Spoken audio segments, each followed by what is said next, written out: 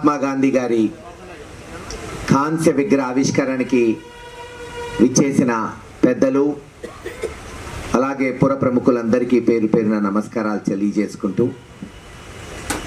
ఆలస్యమైంది కానీ చివరికైనా ఆ మహానుభావుడి కాంస్య విగ్రహం ఈరోజు పిడుగురాళ్ల నడిబొడ్డులో మనం అందరం కలిసి ఈరోజు ఆవిష్కరించుకోవటం మనం అదృష్టంగా భావించాలి. ఎందుకంటే మహాత్మా గాంధీ గారి విగ్రహం ఇక్కడ పెట్టినందువల్ల ఆయన కీర్తి ఏం పెరగదు, ఆయన కీర్తి ఆల్రెడీ ఎక్కడికో వెళ్ళిపోయింది. దేశ విదేశాలు ప్రపంచం కొనయాడుతున్నాయి. ఇటువంటి మహానుభావుడు భారతదేశంలో పుట్టాడు, భారతదేశంలో పుట్టి యావత్ ప్రపంచానికి మార్గదర్శకుడయ్యాడని. టైమ్ మ్యాగజైన్ అంటే అమెరికా నుంచి వెలువడే ఆ పత్రిక ప్రపంచంలోనే అతిపెద్ద పత్రిక. గత శతాబ్దంలో ఎవరు ఆ శతాబ్దంలో మహనీయులు, అందరిలోకి కొన్ని వందల వేల మంది నాయకులు ఉన్నారు ప్రపంచంలో. కొన్ని వందల దేశాలు, 150-200 దేశాలు ఉన్నాయి.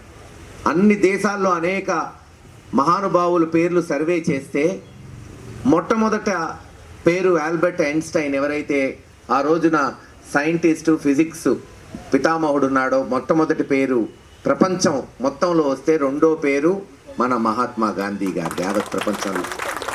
కానీ విచిత్రం ఏంటంటే ఆ ఆల్బర్ట్ ఐన్స్టైన్ కూడా మహాత్మా గాంధీ గారి గురించి చెప్తూ ఒకప్పుడు అన్నాడు, ఇటువంటి మహానుభావుడు ఈ ప్రపంచంలో పుట్టాడు అనేది రాబోయే తరాలు ఆశ్చర్యం కలిగిస్తుంది. ఎందుకంటే అంత మహనీయమైన పనులు చేశాడు రాబోయే తరాలకి. ఆ తరానికి కాదు, రాబోయే కొన్ని వందల తరాలకి. ఈరోజు మనం చూస్తున్నాం మారిన యుగంలో. అందుకు చెప్తున్నా, మనం ఆయన విగ్రహం పెట్టుకుంది మనకు అదృష్టం, ఆయనకు కాదు. ఈరోజు వచ్చే తరాలకి తెలియజేసేటట్టు పిడుగురాళ్ల పట్టణమే కాకుండా ఈ ప్రాంతంలో అందరూ మెయిన్ రోడ్లో పోతూ పిల్లలు కానీ పెద్దలు కానీ అదిగో గాంధీ తాత విగ్రహం, ఆయన మళ్ళీ గుర్తు చేసుకునే విధంగా ఈరోజు మనం అందరం ఇది చేయగలిగాం.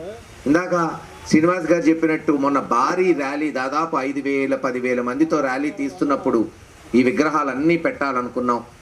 సరే కొంచెం ఆలస్యమైంది ఆ రోజు విగ్రహం రావటం కానీ ఆ దిమ్మె మీద పెట్టడం కానీ. అయినా కోడ్ వస్తుంది, మనం కనీసం పట్టణంలో ఉన్న 100-200 మందిని ఇక్కడ సమకూర్చుకొని ముందు ఆవిష్కరించుకుంటే రేపు తప్పకుండా మళ్ళీ అక్కడ పేర్లు వేసే దాది కావచ్చు, మరొక ముఖ్యమైన గడికి టౌన్ మొత్తం అందరినీ 2,000-3,000-4,000 మందిని పిలిపించుకొని ఇది ఒక ఉత్సవంలాగా జరిపించుకునే కార్యం త్వరలోనే మనం అందరం కూడా వీక్షిస్తామని తెలియజేస్తున్నాం. ఏది ఏమైనా గతంలో మీరు చూశారు, అనేక పార్టీలు ఈ ప్రాంతంలో అందరికీ ప్రజలు అవకాశం ఇచ్చారు. నా ముందు ఎమ్మెల్యేలు ఉన్నారు, నా తర్వాత ఉంటారు.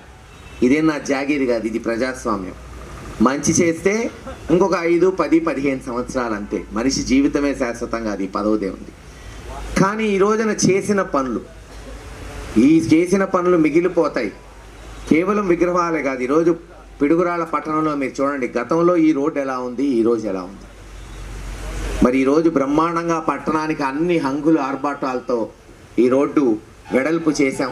ఎక్కడ నొప్పి తగలనీయకుండా వీలైనంత వరకు ఉంటుంది. కొంతమంది తోపుడు బండ్లు వెనక్కి నెట్టాల్సి వచ్చింది, కొన్ని షాపుల్ని వెనక్కి తీసుకురావాల్సి వచ్చింది. కానీ పట్టణం యొక్క ప్రయోజనాలు దూరదృష్టిలో పెట్టుకొని ప్రజలు ఈరోజు 60-70 వేలు, మరి 80,000 జనాభా, రేపు 1,00,000 అవుతుంది, 1,50,000 అవుతుంది. అందరికీ తెలుసు, గ్రామాల నుంచి పట్టణాలకి విస్తృతంగా ప్రజలు వస్తున్నారు. దానికి అన్ని ఆర్భాటాలకి వాళ్ళకు వసతులు కల్పించడానికి ఈరోజు రోడ్డు విస్తరణ చేశాం. తాగునీటి పథకం 77 సంవత్సరాలలో మొట్టమొదటిసారి పిడుగురాళ్ల పట్టణానికి శుద్ధి చేసిన కృష్ణా నీళ్ళు ఈరోజు పిడుగురాళ్ల పట్టణంలో కనెక్షన్లు ఇస్తున్నాం. ఇప్పటికి 10,000 ఇచ్చాం. 2019 వరకు జగన్మోహన్ రెడ్డి గారు ముఖ్యమంత్రి అయ్యే వరకు పిడుగురాళ్ల పట్టణంలో ఎన్ని కనెక్షన్లు ఉన్నాయంటే 0, ఒక్కటి లేదు. పక్కన నర్సరావుపేటలో 15,000 ఉన్నాయి, సత్తెనపల్లిలో 10,000 ఉన్నాయి, మాచర్లో 8,000 ఉన్నాయి, వెనుకొండలో 9,000 ఉన్నాయి. మన పిడుగురాళ్ల పట్టణంలో ఇంత డబ్బున్న పట్టణం, కార్మికులున్న పట్టణం, రెక్కల కష్టంతో ప్రజలు పనిచేసే పట్టణంలో ఒక్క కనెక్షన్ లేదు. కానీ శుద్ధి చేసిన కృష్ణా నీళ్ళు ఈరోజు తీసుకొచ్చి 9-10,000 కనెక్షన్లు ఇచ్చాము. ఇంకొక 6,000 కనెక్షన్లు వచ్చే 7-8 నెలల్లో ఇవ్వబోతున్నాం. ప్రతి ఇంటికి కృష్ణా నీళ్ళు ఇవ్వాలి, శుద్ధి చేసిన నీళ్లు. ఇంకా బైపాస్ రోడ్డు ఒక కర్మలాగా తయారైనది, ఒక శాపంలాగా పిడుగురాళ్ల బైపాస్ రోడ్డు పూర్తి కాకపోవటం. నేను చెప్పేది ఎల్లుండి 2 రోజుల్లో ట్రాఫిక్ మొత్తం కూడా పిడుగురాళ్ళ బైపాస్ రోడ్డు మీదకి పంపించబోతున్నాం. హాయిగా వ్యాపారస్తులు, ఎందుకంటే మొట్టమొదట దీన్ని ఆస్వాదించేది షాపుల వాళ్ళు, షాపుల్లో షాపింగ్ చేసుకునే వాళ్ళు, కొనుక్కునే వాళ్ళు, పట్టణ ప్రజలు. ఈరోజు మీరు చూస్తున్నారు, ఆ భారీ వాహనాలు చూస్తుంటే 7,000 వాహనాలు పోతున్నాయి రోజుకి. 7,000 నుంచి 8,000 ఊహించండి. నిన్న లెక్కేసాం. పోనీ నైట్ 12 గంటల నుంచి 4 గంటల వరకు కాస్త ట్రాఫిక్ తక్కువ ఉంటుంది. 20 గంటలు అంటే గంటకు 60 నిమిషాలు. ప్రతి నిమిషానికి 100 బండ్లు పోతున్నట్టే మనకి ఇంచుమించు. అటు ఇటు ఇటు అటు అసలు ఇష్టం వచ్చినట్టు. రేపు హాయిగా మనకి ఏ సమస్య లేకుండా ప్రశాంతంగా ట్రాఫిక్ అంతా అటు మళ్ళితే, పొద్దున మేము కేవలం రోడ్డే కాదు, ఇప్పుడు మీరు చూశారు అక్కడ మసీద్ పక్కన అంతా టైల్స్ వేసి ఒక కొత్త విధానం, బహుశా హైదరాబాద్లో కూడా లేనటువంటి రోడ్ ఇక్కడ తీసుకురావాలి. వాకింగ్ కానీ జాగింగ్ కానీ పొద్దున పూట అందరూ మెయిన్ రోడ్లో సరదాగా గడుపుతూ, లేదు టిఫిన్ సెంటర్స్ కానీ ఫుడ్ కోర్ట్స్ కానీ మెయిన్ రోడ్డుకి ఎక్కడ ట్రాఫిక్ ఇబ్బంది లేకుండా ట్రాఫిక్ ఫ్రీగా పోయేటట్టు, అలాగే పార్కింగ్ తర్వాత వాకింగ్, అందరూ పిల్లలు కానీ ఆడవారు కానీ స్వేచ్ఛగా, ఎక్కడ సెక్యూరిటీ ప్రాబ్లం కూడా ఉండదు. మెయిన్ రోడ్ అన్నీ పెడితే అన్ని మతాల వాళ్ళు, కులాల వాళ్ళు దాన్ని ఉపయోగించుకోవచ్చు. ఇదంతా నేను చెప్పేది వచ్చే 6 నెలల నుంచి సంవత్సరంలో పూర్తి చేయబోతున్నాం. ఇంకా హాస్పిటల్ మీకు తెలుసు, సరైన ప్రభుత్వ హాస్పిటల్ ఉందా పిడుగురాళ్లలో? ఇప్పటికీ లేదు. మొన్న మేము ఓపెన్ చేసిన 2 హాస్పిటల్సే, ఒకటి లెనిన్ నగర్లో, ఒకటి జానపాడు రోడ్లో. 75 సంవత్సరాల్లో కనీసం 6 పడకల హాస్పిటల్, ప్రభుత్వ హాస్పిటల్ లేదు. ఏ జబ్బు వచ్చినా నర్సరావుపేట, గుంటూరు, విజయవాడ, హైదరాబాద్. మీరే చూశారు, 500 కోట్లతో 600 పడకల హాస్పిటల్ ఫస్ట్ ఫేజు, 100 పడకల హాస్పిటల్ రేపు జూన్ నుంచి అందుబాటులో రాబోతుంది. బహుశా దసరా కొత్త సంవత్సరానికి 600 పడకల హాస్పిటల్ అందుబాటులో.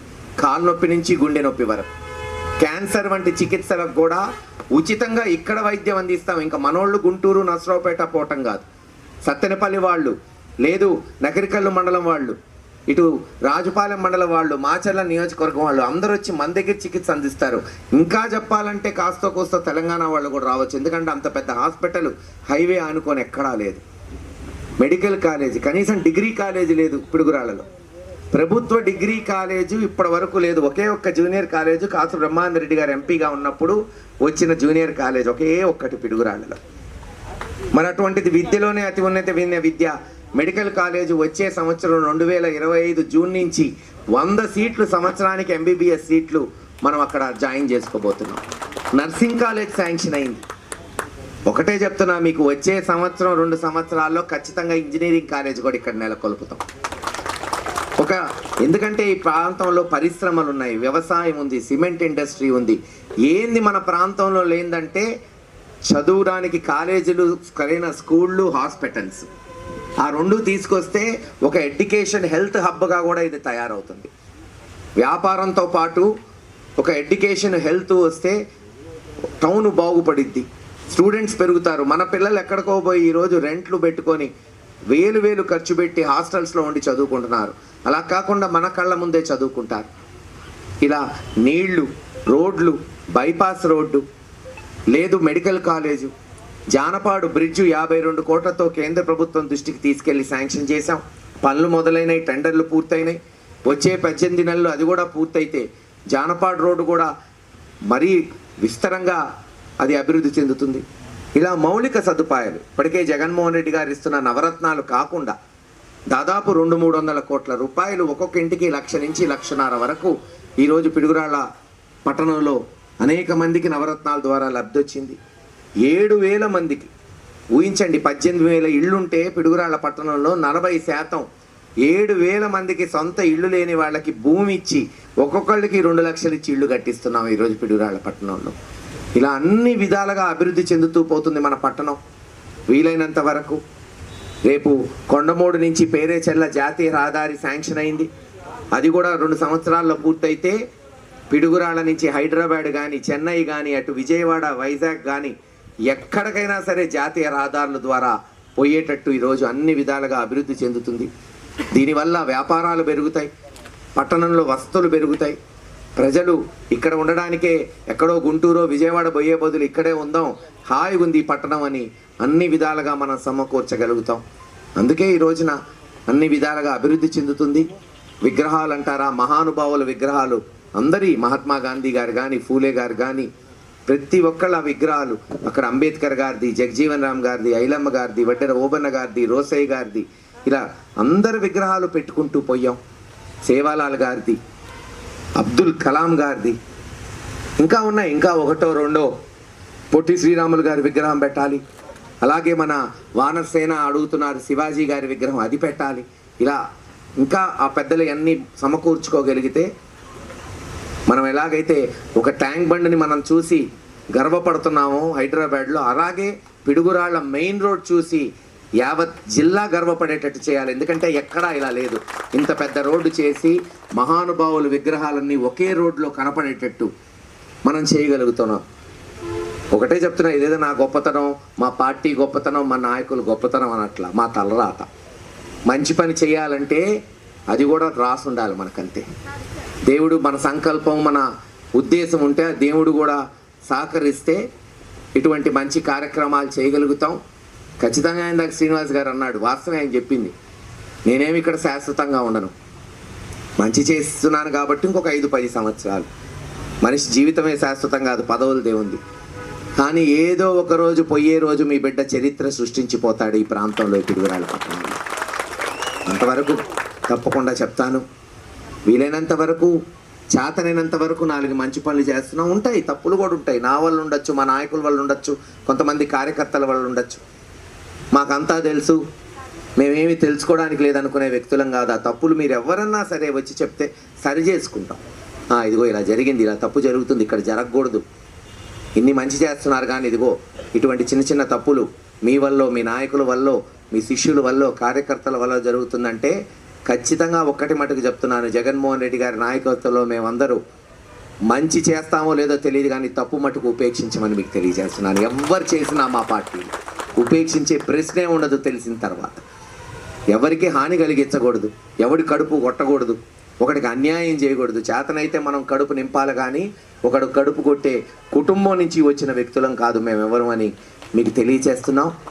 ఏది ఏమైనా ఒక ఉన్నతమైన పట్టణంగా దీన్ని తీర్చిదిద్దడానికి నాతో పాటు కలిసి వచ్చిన అందరు నాయకులకి, ముఖ్యంగా మీ అందరు ప్రముఖులకి, ముఖ్యంగా మన ఛాంబర్ ఆఫ్ కామర్స్ వారికి, ఆ అసోసియేషన్లో సభ్యులకి, షాపులకి. ఎందుకంటే పట్టణం అంటే 4 రోడ్లు, నీళ్లు, ఇళ్ళు, ఇళ్ల పట్టాలే కాదు. వీళ్ళందరూ కష్టపడి వ్యాపారాలు పెట్టి, చిన్న చిన్న పచారీ కొట్టైనా కావచ్చు, ఆ కొట్లో 4గురికి ఉద్యోగం కల్పించి ఆ 4 కుటుంబాన్ని బతికిస్తూ తాను బతుకుతూ ఈరోజు ఈ పట్టణాన్ని ముందుకు తీసుకెళ్తున్నాడు వ్యాపారస్తుడు. వాళ్ళందరికీ లేదు, కార్మికుల్ని చూస్తున్నాం. ఒక లైమ్ ఇండస్ట్రీలో ఒక వ్యాపారస్తుడు పెట్టుబడి పెడుతున్నాడంటే మండు టెండలో అదంతా భరిస్తూ, ఆ డస్ట్ని అంతా భరిస్తూ కార్మికుడు ఎంత కష్టపడుతున్నాడు.